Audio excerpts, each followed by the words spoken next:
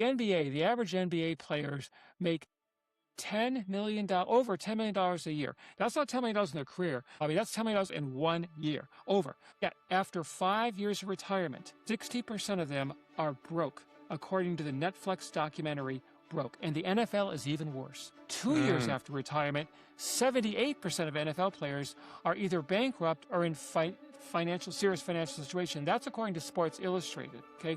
Now, compare that to Dale Schroeder, who was a basketball-loving carpenter who made a modest income his whole life, but he lived below his means and he invested the difference. He ended up with $3 million. That is more than the average NBA and NBA players in America, because most of them aren't. More than half of both of them are broke. Okay, and he has $3 million. He was a carpenter and he loved basketball. So the point is, making money is different than building wealth.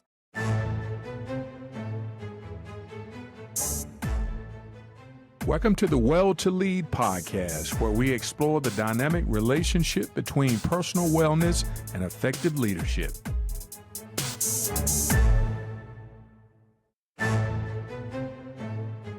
Hey, good morning, Well to Lead family. How you guys doing today? Hey, folks, this is your host, Bobby Davis here. Listen, I am certainly excited today to welcome to the studios today's guest, David Nassief. David was fired and nearly broke at 63, safely a millionaire by 69. And David's going to come on today, folks, and he's going to talk to us about how he transitioned into millionaire status by the age of 69. So we're excited today to welcome him aboard. David, how you doing this morning, sir? Great, Bobby. I'm so excited about being here with you. I was just telling you earlier before we started, I just listened to one of your podcasts. It was so good. You got a 5-star review for me. It was amazing. I loved it. I love it. I love it. Hey, listen, man, I think you're onto something this morning. I was checking out some of your materials as well. So we are kindred spirits in that regard. So listen, man, I again, thanks for coming on the show today. We have a lot to cover, David, and I want to get right down to it, man. But normally, before we start, we always ask the guests just to take a moment to, give our audience maybe a little bit more background on yourself. Just tell us a little bit more about yourself before we dive into today's discussion. Sure. Well, I am not a financial expert by any means. At least I wasn't. I grew up in a small town in Ohio.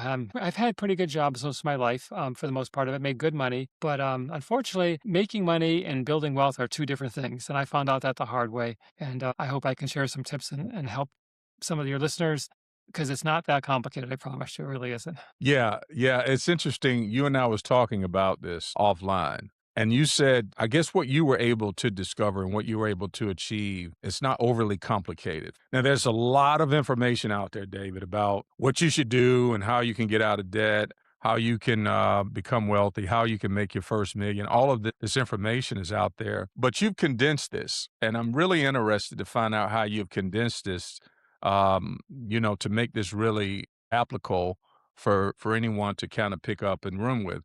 But tell us about, I guess, the backstory. What led us, or what led you to this place of discovery, I guess? Well, Bobby, it's kind of like what you mentioned briefly in the beginning. I was 63. I had a good corporate job, and I just got fired after 18 years with the same company. It's a day I would not wish on anybody. I did the math, and it was brutal. If we drained all of our retirement and all of our savings, we would be broke by 65. At this point, I'm thinking, who is going to hire me at my age? But the worst part of it all, Bobby, was not that. The worst part was driving home that day. What am I going to say to my wife, Mary? We had been married for 30 years, and she did not deserve the mess I just threw her life into. I felt like the absolute biggest loser. So anyways, after about 2 months of dead-end job searching, my heart wasn't in it. I didn't want to go in the back in the corporate world, but I had to do something. We didn't, 2 years we'd be out of money. I didn't have the luxury of early retirement, or whatever you want to call it. So I decided to take a huge risk. And I went to work as an independent sales agent on straight commission, no safety net. The first months were absolutely brutal. I was cold calling, constant rejection, rookie mistakes. Just the rejections were just coming after another. But I found out later is that constant rejection was the resistance I needed to build the mental muscles that were That's able to right. get me push through this thing. Because after 10 months of grinding, Bobby, I hit a milestone that I was pretty excited about. I was suddenly making more money than my good paying corporate salary. And just for a second, now it wasn't very long, I felt Yeah, like we made it. I felt like we made it. But then I realized reality set in. We had saved almost nothing, and making money wasn't enough. I had to learn how to invest, but I didn't have time for complicated investment theories and all that noise out there that everyone's trying to pull you in every direction to do what they want you to do. Because I didn't have a big runway. I said, I've made mistakes for 40 years with money. I don't have any more time. So I dug in. I read 21 books. I listened to 13 financial podcasts consistently, wrote countless blogs, read countless blogs and newsletters. Finally, I was able to distill it down into one piece of paper because this is if I can't simplify this in one piece of paper, I don't want to deal with it. And I did. And after that, things changed significantly. 6 years later, from terrified of being broke to a 7-figure portfolio and real financial freedom, I learned from that experience, Bobby, it is never too late to rewrite your story. that's right. Because if I can pull that off starting as late as 63, any one of your listeners can. I don't care if they're older or younger than me because it's not an age thing. It really isn't. Yeah. David, that I tell you what, man, thanks for sharing that. What an incredible story. And you're right. You're never, you're never too old. I mean, I think sometimes people feel like that, you get to a point in life and it's just, it's too late for me to try again. And you kind of disproved that myth, so to speak, by what you were able to accomplish. So I'm glad that you were able to kind of speak to that because sometimes we just give up, man. We feel like we old now, and why even keep trying, in terms of try, especially when it comes to finances, because you feel like that you should have had it all together back in the day when you were Absolutely. younger. Did you get to a point where you like, okay, 63, I mean, I'm looking for retirement at this age, but a lot of people don't fall into that category, unfortunately, where they're financially well off to be able to do that. Now, you said something about straight commission. You went from corporate, where you were used to getting a salary, and you decided to go into straight commission. Tell us a little bit about that, David. Why straight commission? And had you ever worked a straight commission job before, even been kinda in that environment before? I had earlier before my corporate life, I had some experience in that, but not like this, not when I was Okay. straight commission. Frankly, I'm going to be real honest with you, Bobby. The reason I did is because I had no other option. I mean, no one was going to hire me. No one was going to hire me at 63. They could get people for half the pay and half the age as me. Why would they That's hire me? right. I wouldn't hire me. I think I know what I'm. So it was like I either pick up myself and do this, or I crawl in a corner and die or whatever. Yeah. I don't know what to do. So I says, I don't like that alternative. I'm gonna make this work. But I'm telling you, it was not easy. And can I just briefly tell you what inspired the whole one-page compass thing even before while I was in the trenches trying to figure okay. There's a scientists at the Max Planck Institute did an experiment. They took people and they put them in a center of a dense German forest, and they told them to walk in a straight line to the edge. Now, these were confident and capable people, but when the clouds covered the sun, the GPS tracking showed they were gradually starting to walk in circles. Some of them were ending up Mm. right back where they began.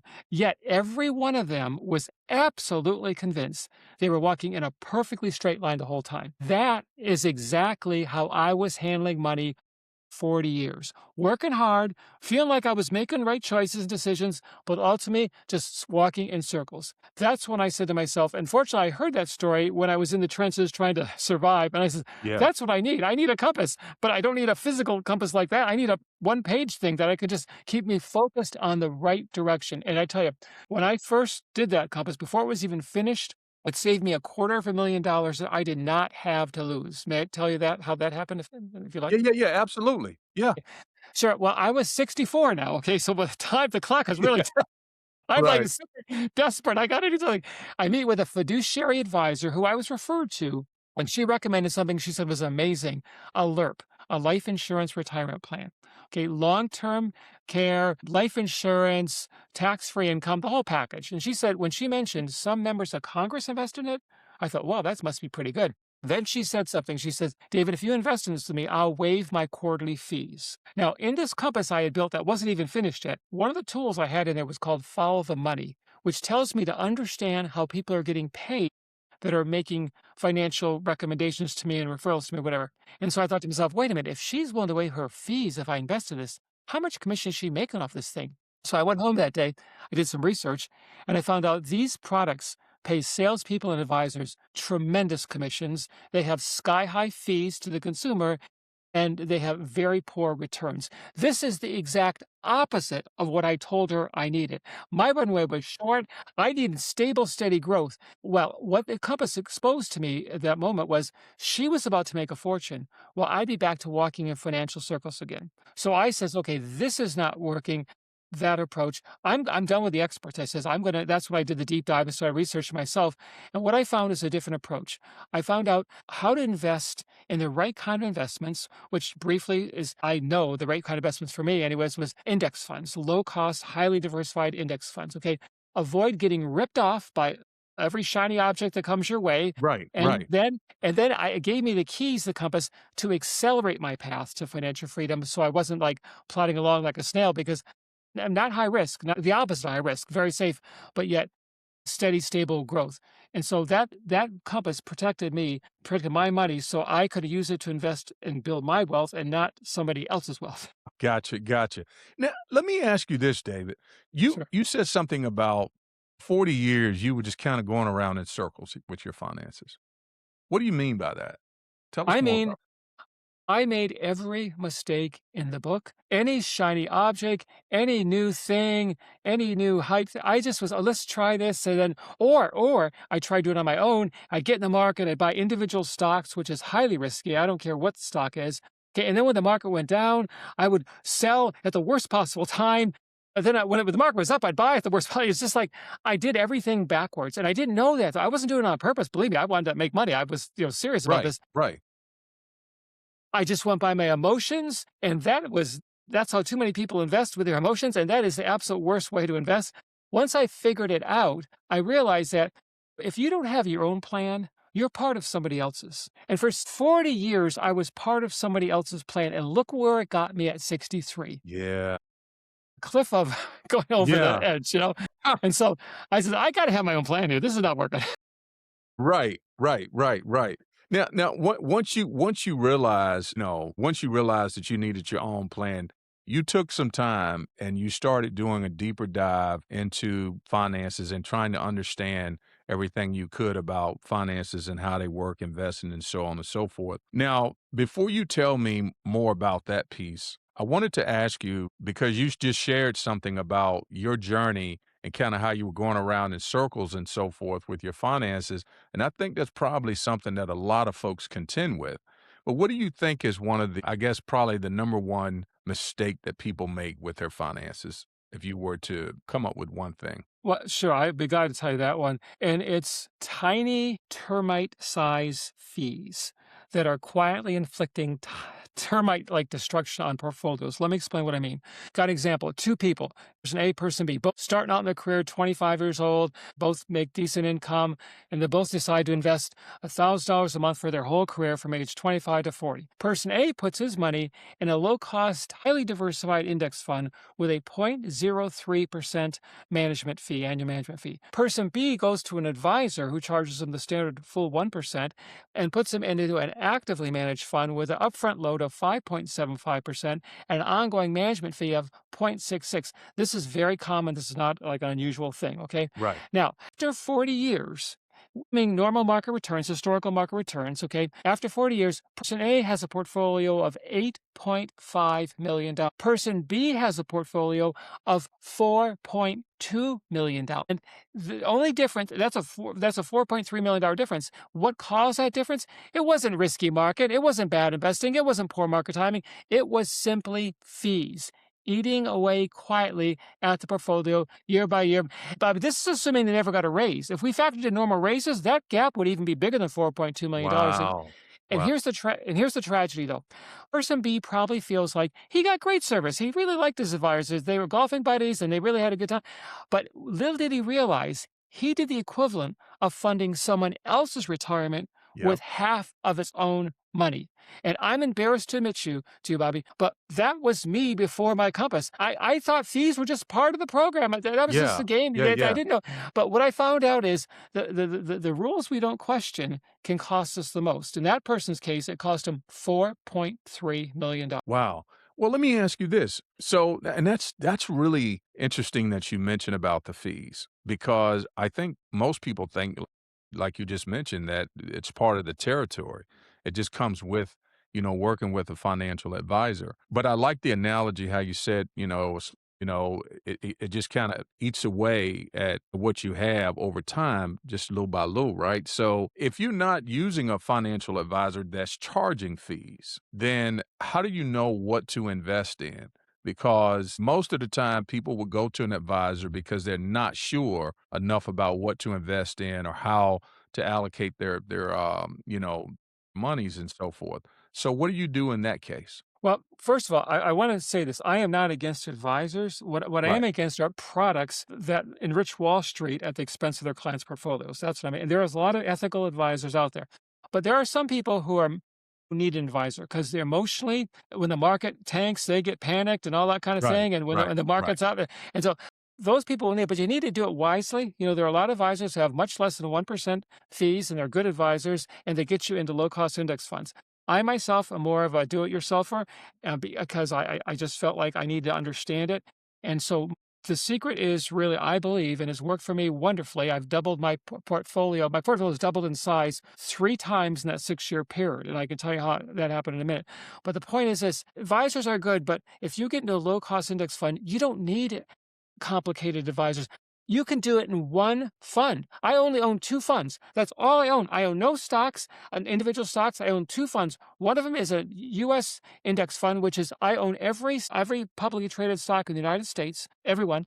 And then I have my second fund is outside the United States. I own every publicly traded stock outside the United States. So literally, I own every publicly traded stock on the globe, on the planet. But I only own a little tiny slice of them. I don't own like it's like Right. oh you must Right. be Right. yeah, and Right. you can buy a share for under $100. It's not like, oh, these are expensive things. No, it doesn't. It's not a rich person's game at all. It's just an average person's game, and that's the real secret: is just understanding fees. What's going to the advisor or to the fund company is being taken out of your profit. And 1% sounds so little. Doesn't it sound? It's just, oh, what's 1%, David? That's nothing, no big deal. Come on, he has got to make a living too. Yeah, but when it takes it from 4.2 to 8.5, that's a huge difference over That's time. right. That's right. It's the compounding that really hurts that kind of. So. No, I get what you're saying. So was there how I mean, what would you recommend to people that are trying to transition into understanding investing more and how to better manage their finances? Let's say they're in their 50s. All right, 50s or 60s, and they're at this stage of life and saying, okay, I'm not where I would like to be at this age. What would you say to them, and how would they go about taking some of the strategies perhaps that you use to kind of, make sure that their portfolio is where it needs to be? I mean, what would you say to Okay. them? Okay. This is going to sound self-serving, so I apologize up front. Okay. But I did so much research. I did so much research and I distilled it down into one piece of paper and into one book. Okay. I would recommend, if you don't want my book, that's fine. My things are, but get a book of somebody who you trust, who you maybe have heard, and they seem like credible people and they don't have a hidden agenda. They don't have a conflict of interest. I'm not selling anything. I have no investments to sell you. I have nothing to sell you. I really, if you want to buy a book, fine. That's it. That's all you got. But I'm just Yeah. saying, the conflicts of interest are real in the financial world, and they are every single place you turn. And your neighbor down the street who sells insurance, it seems like a really nice guy. You can't just assume he's going to be nice when it comes to his pay. That's right. That's Paychecks right. paychecks are a powerful tool to manipulate truth. They really are a very powerful tool. Someone's paycheck is, and so you got to, if you understand it yourself, either with a book like mine or a book like someone else's who you trust, understand that because you have to do a little bit of self-education, but not it doesn't you don't Okay. have to get a Okay. PhD. And I Okay. did mine. I was busy. I was trying to start a company at the same time I was learning this multitask. When I was working out in the morning or when I was traveling to a client's office, I had a podcast on or I was listening to an audiobook and that kind of thing. So it's like I couldn't sit in some library for 3 hours and study. I didn't have that time. So I did it Right. so it didn't take me any time really. Yeah, yeah, yeah. No, I got you. No, that's kind of what I was, kind of more or less thinking myself is I mean, we all have to take, financial literacy, we have to take that on ourselves to make sure that we invest time in learning. It doesn't have to be overly complicated.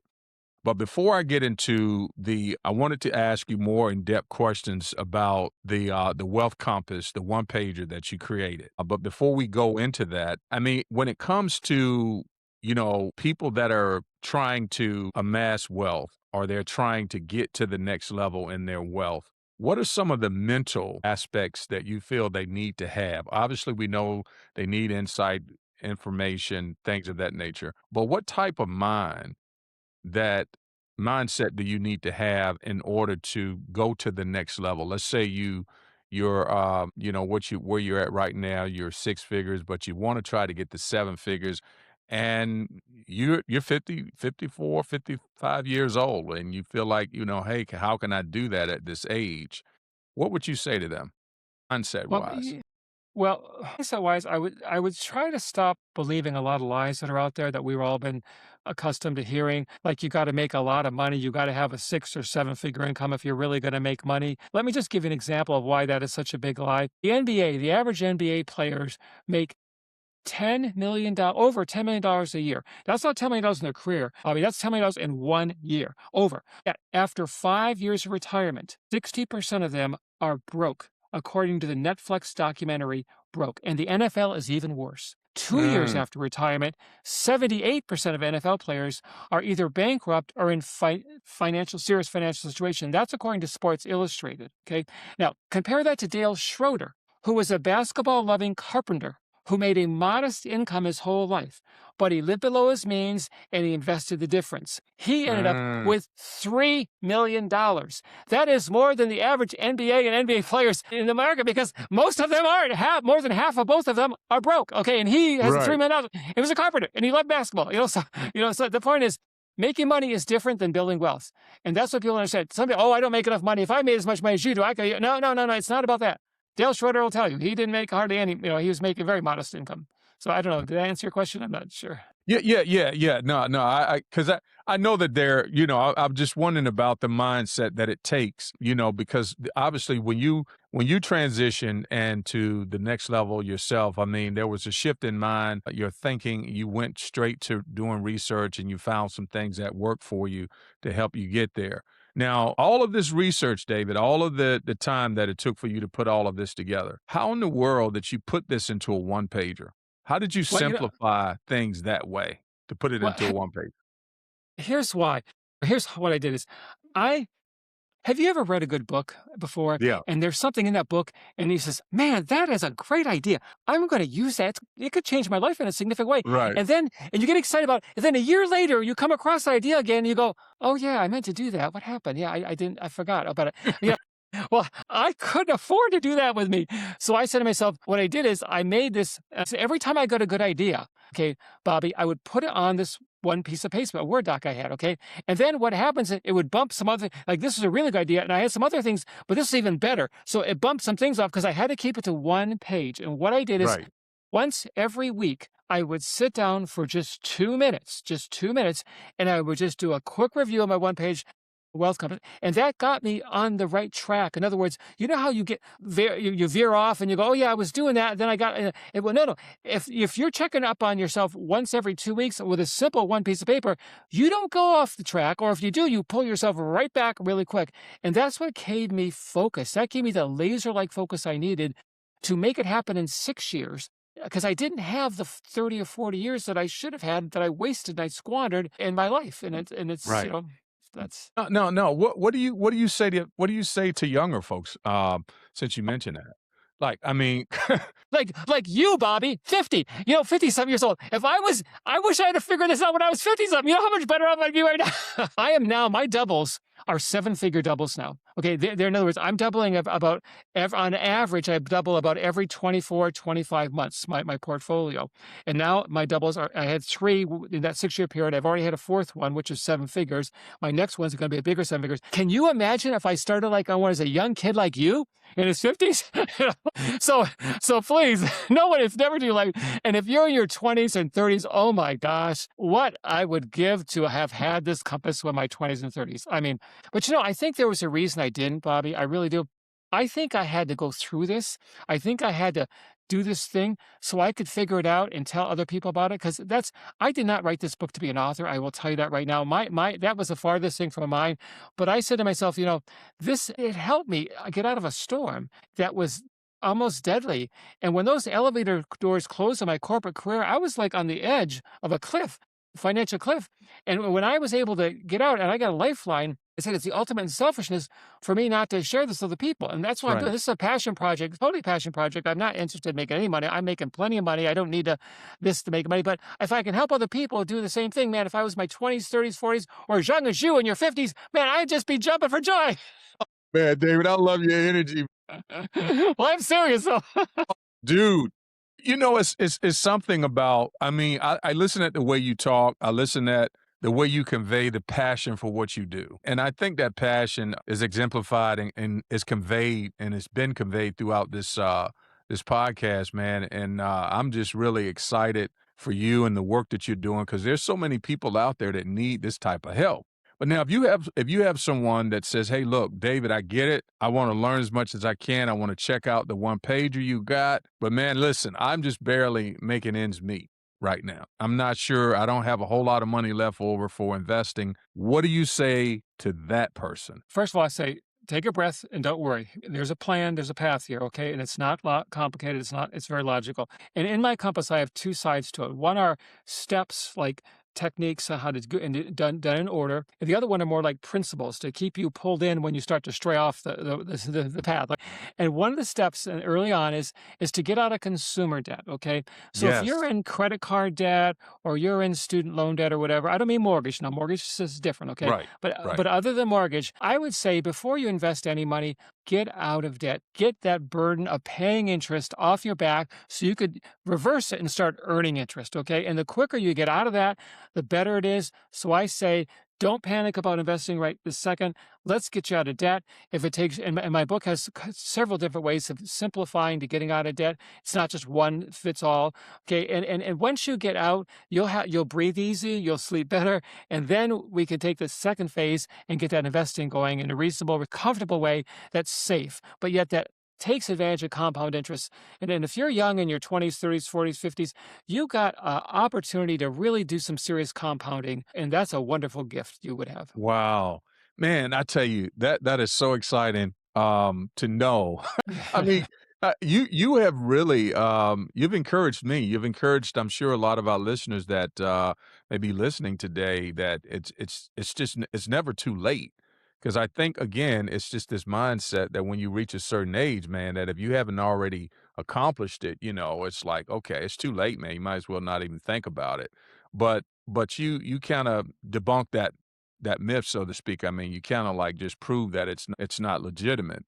Now when it comes to and I don't know before I ask that question, what's in your and you mentioned something about the principles. What's your favorite principle in this one pager, and Well, why? I think I live on less than you earn because that's if you don't do that, everything else is going to crumble. That's why the NBA and NFL players are broke, when they're making Okay. $10 million a Yep. year and that's why people like, I was talking about the carpenter, he can make millions because he just learns that principle living a less than you earn. So many movie stars, so many even there are doctors out there, Bobby, doctors. I had a doctor, 71 years old, and he's still working. I asked him why. He goes, "Well, my wife likes to spend a lot of money." I could just tell he didn't have the option.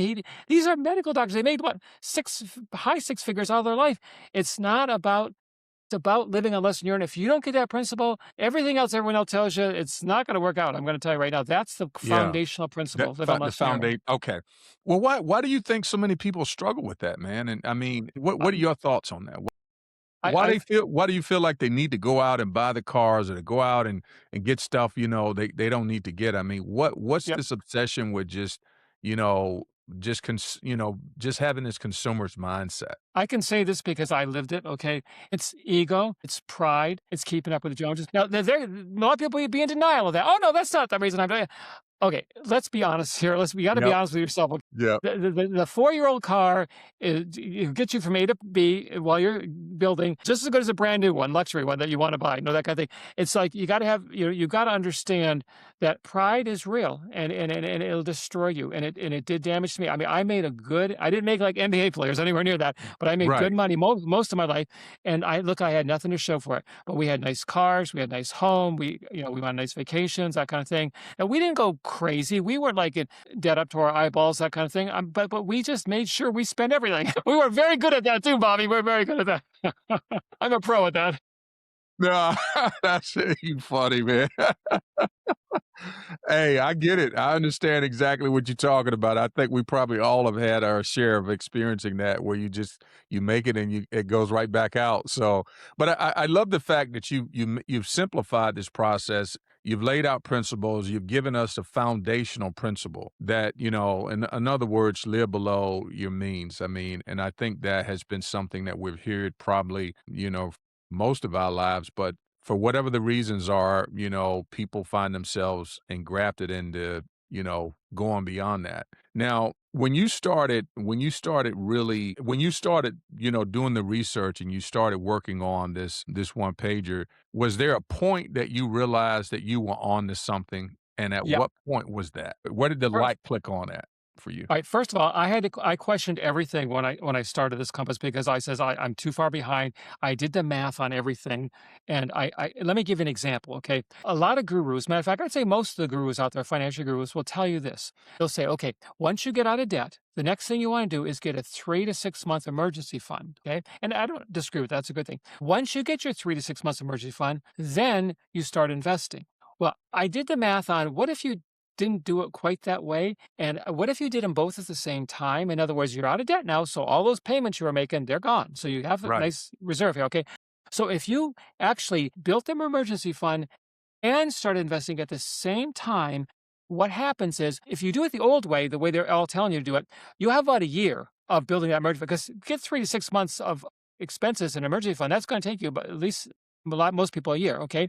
So that means you're out of the market for a year. Okay. Now, if you were to take that 1 year's worth of investment and say you're to age 25 and you put it in the market and you let it grow and don't touch it again until you're 65, that's nearly $500,000 just by getting the order wrong. They want you to start with the emergency fund, then start investing. I say, no, do them at the same time. You just got out of debt. You've got plenty, you got cash flow now. Do them at the same time. It may take you a little longer on the emergency fund, but who cares? Is that worth $500,000? It's worth $500,000. It is to me. So when I did that, I thought, man, even these famous gurus can't, Yeah. you gotta do the math. You just can't trust all this stuff. Just because it's been said for years, it doesn't mean it's right.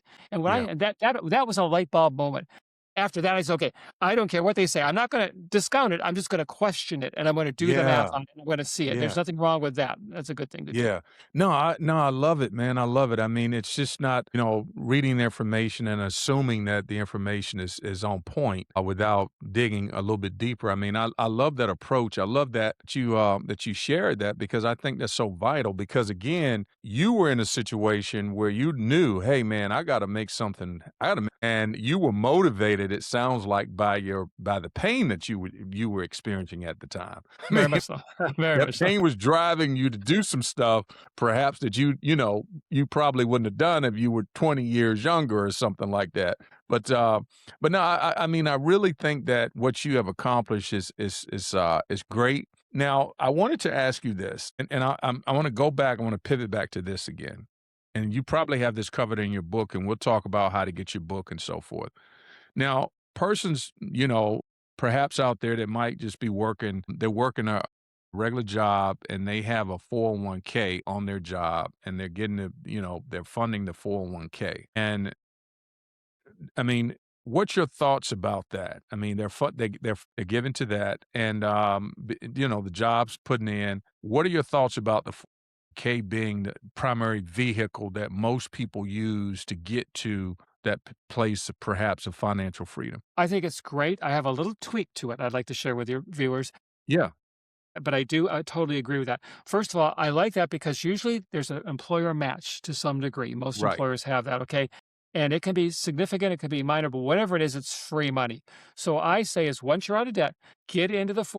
401k while you're building your emergency fund, not after, okay? And get the whole match, get 100% of the match. But then once you've got the match fully, then there's usually more room you could keep putting in. I say, no, no, no. Stop after you get the match. Once you get all the company's money, then open up a Roth IRA and put your money in that. Here's why I say that. What happens with a 401k is you do get a tax deduction when you put the money in. But when you take it out when you're retired, then you're taxed as like regular income. But with a Roth IRA, you don't get that initial upfront deduction. But guess what happens? Your money grows tax free that whole 40 years or 30 years.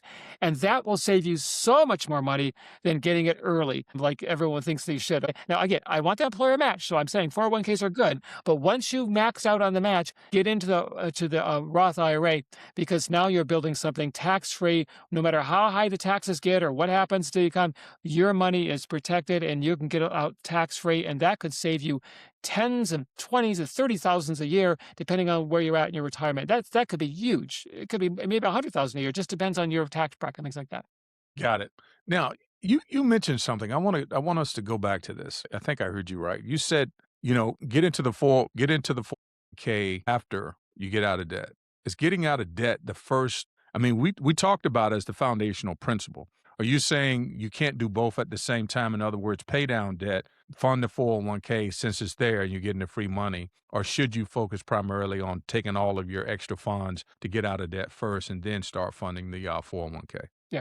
I'd say that's a personal decision. Your life is going to be dramatically different which way you do it. I prefer getting out of debt. I prefer Okay. getting Okay. obsessed about getting out of debt, because when you are obsessed about getting out of debt and you sacrifice, guess what happens? You're not going back into debt because you don't want to go That's through that right. again. Okay. But when you You're make it right. easy, and you kind of, and it takes you forever to do because you're doing this, you're doing that. It just, I don't know. I just think it can come back easier. That's just me. I know you have listeners who maybe are emotional. Like, no, he's wrong. You got no, fine, do it. Yeah, right, right. That's how David does it. You do it any way you want to No, do it, Dave, listener. listen, I'm gonna tell you this. If you've been spun, if you have been affected by debt personally, you know what the burden debt brings. And dude, I am tracking with you 100% when it comes to not being a slave to the lender. Yep, I agree. And that's really what it boils down to, because you talked about the interest that you pay. That's money that you're not getting back. I mean, that money could be allocated to some of the investments that could be working for you. So we spend all of this time thinking that debt is okay, and some debt, like we talked about, the house and things like that, real estate perhaps. But when it comes to credit cards and some of these other things that we're buying, even some cars that you go out and purchase, you know, hey, it's you said the thing that got me at the beginning is you talked about the interest, and not just it's the interest that you're paying back that we're probably not cognizant of, and the amount of money that we can't recover. It's not adding value to us in any way. It's just money that we're paying the bank back. The bank's getting ahead. We're not. But I mean, personally, and I'm glad that you mentioned this is a personal choice, but I think too, for me, it would be focusing on being free from the burden of and spending your time trying to make sure that you live below your means. I mean, I think that's just all of what you talked about today. I think that was worth the price of admission, to be honest with you, because most folks are challenged financially because they have too much debt, and they're challenged in investing because they have too much debt, and they don't understand the more simplified ways to invest, perhaps like you may be sharing in your compass piece. But no, it's good stuff, man. Great advice. Really, really good stuff that you've just shared today. So, but let Can I me just ask mention you one this. thing? Okay, Yeah, go ahead. go ahead. I said, about debt. Debt is mathematical proof that you're living beyond your means. It's like it's no Yep. emotion here. If you're in debt, you are mathematically proven you are living beyond your means. I Yep. just have to make that point. You're Because some goes, right. oh, I'm not living beyond my means. Oh, you are. You have debt. Right. Oh gosh, you're right. That's a good way to put it, dude. So listen, let me ask you this. As far as you're doing this. This is a passion project for you. Are you coaching at all in this? Or you just basically writing books and you have the compass out there? I mean, tell us what it is that you're doing with this too. Yeah, I've had already people asking me about coaching. I don't do that. I don't feel like that's my deal. But here's what is, if people want more than the book, what I recommend that they go on my website called onepagewealthcompass.com.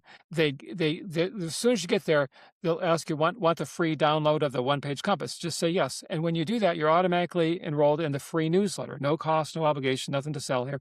But I give tips and ideas and kind of like virtual coaching, I guess you could say. So you're not, so you have the book, you got the compass, and now you have the virtual coaching from me ongoing. That just, it's free. It's free so long as Okay.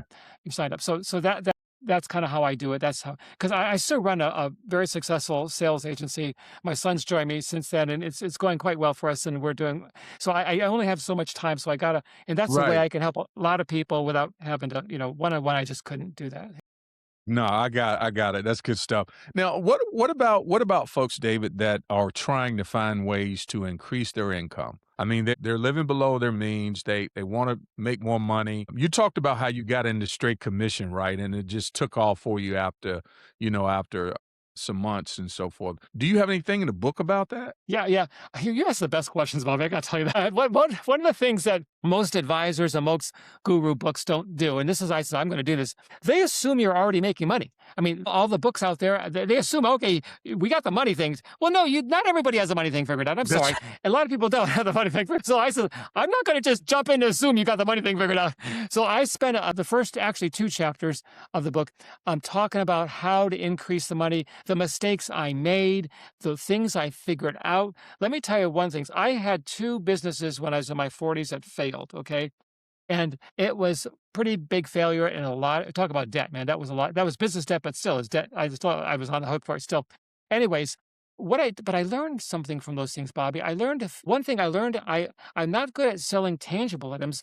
My skill is selling intangibles that I really believe in with a passion. Okay. Debt. I realized that no, debt isn't something I want to do. Okay. That's not a good thing in a business. And then the thing I learned that, I want repeat sales. The thing I was selling was a one-time purchase. I want people, and so all those failures I had, I actually made a one-page business compass too for my business. Okay, I know a book on that. I'm not selling that, but I'm just saying it just shows the power of a compass, and it kept me focused on the right principles.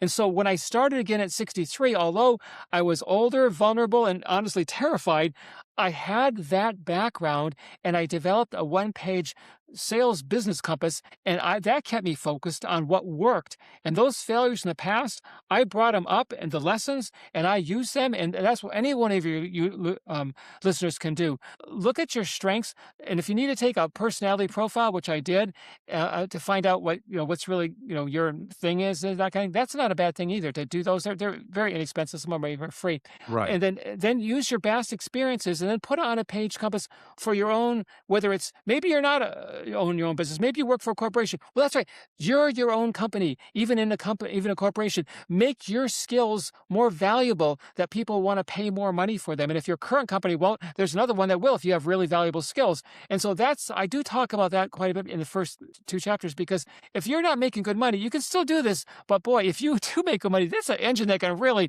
make things, go quick, No, much you're quicker. right.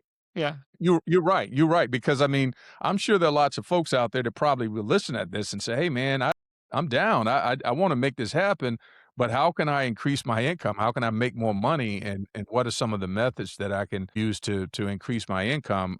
I think that's probably on everybody's radar for the most part. So that's great. So they can get access to that also online, right? Okay. absolutely. So- Okay. All right. Now, before we get ready to close out, David, because I could go on, I still got more questions for you, but we Yeah. don't have more time. So maybe we'll get you back if we can in the future, man. I love the discussion. I love the passion. I love the simplicity that you didn't overcomplicate this. I'm a simple guy. I like less complicated, break it down kind of stuff. Let me run with it. Not all this mumbo jumbo jargon, but I love the way that you've been able to articulate things today. But before we get ready to leave, can you give our audience today some parting gifts, which would be words of wisdom? You shared a lot, but if there's anything else that you can think about that you would like to leave them with today, the floor is yours. Well, can I just do 2 quick things? Okay. One is, don't worry about you're not smart enough or you don't know enough or all that kind of thing. Let me just tell you something. My wife, when she was a youth, they gave her an IQ test. She was 1 point shy of being a genius. I Wow. I failed the 2nd grade. So I've always said together we make one average intelligent person. Believe me, you say it's simple. I mean, it's simple because I'm simple. I'm not a genius. No one has ever accused me of being a genius, I promise you. So that's why it's simple. It's not because I'm trying to make it simple, it's because I'm a very simple person. But anyways, that's one. Okay, the other thing is you've heard people talk about a moral compass. I'm sure your listeners Yeah. have heard a moral compass we all have. Okay, and that's a good guide for people because when you have a strong moral compass, it keeps you safe morally. It keeps your family safe in a lot of different Yes. ways. And it's just a really good thing. But, here's what I found, Bobby, is I know people, and you may know them too, that they have strong moral compasses. They're really strong on their faith and they're spiritual people. Yeah. But when it comes to money, they are suffering so intensely because they don't have a wealth or a financial compass. I've seen people, when they retire, it's misery until their grave financially. And when you're suffering financially, you're suffering in other areas of your life. Yep. You just Yep.